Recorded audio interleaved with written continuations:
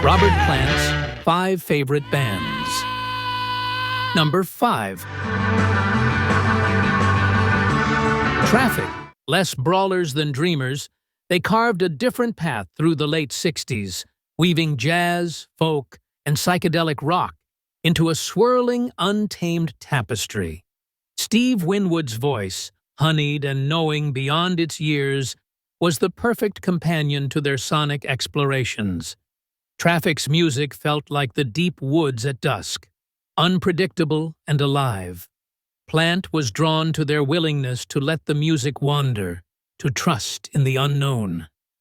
It was the same spirit he would later embrace, long after his hardest rocking days, when he traded bombast for whispers, finding beauty in the spaces between the notes.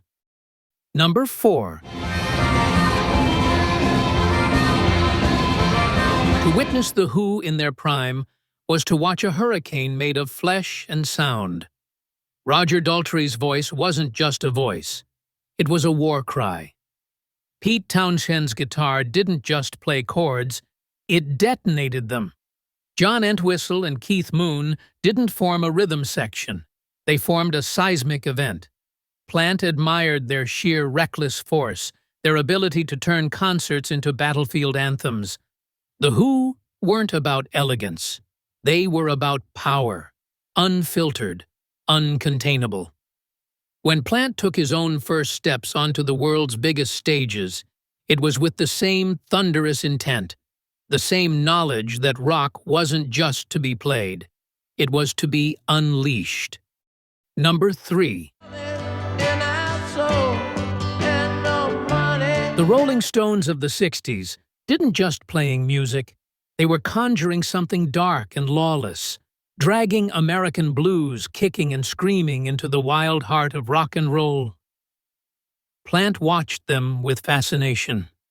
Mick Jagger prowling like a panther, Keith Richards bending reality with every slurred riff. It wasn't just about the music, it was about the attitude, the unshakable belief that a rock band could be its own unruly kingdom.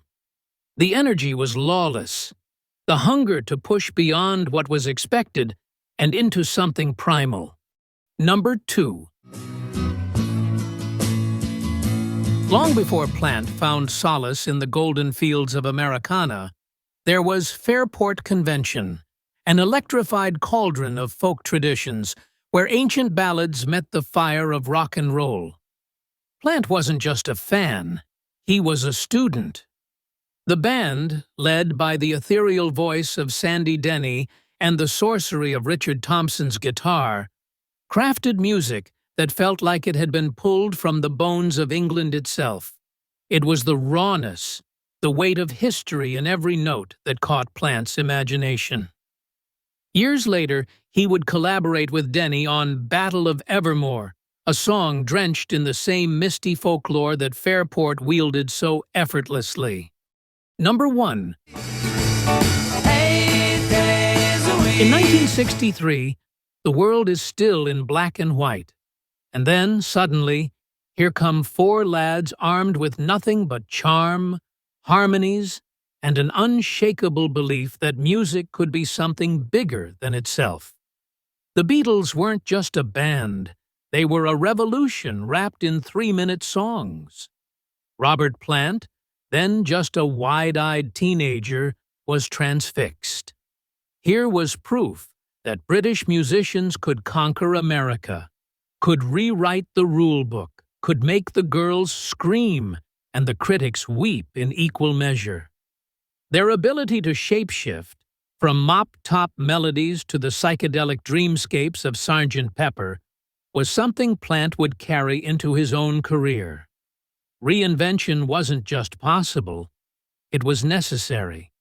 For Robert Plant, music has never been just a sound.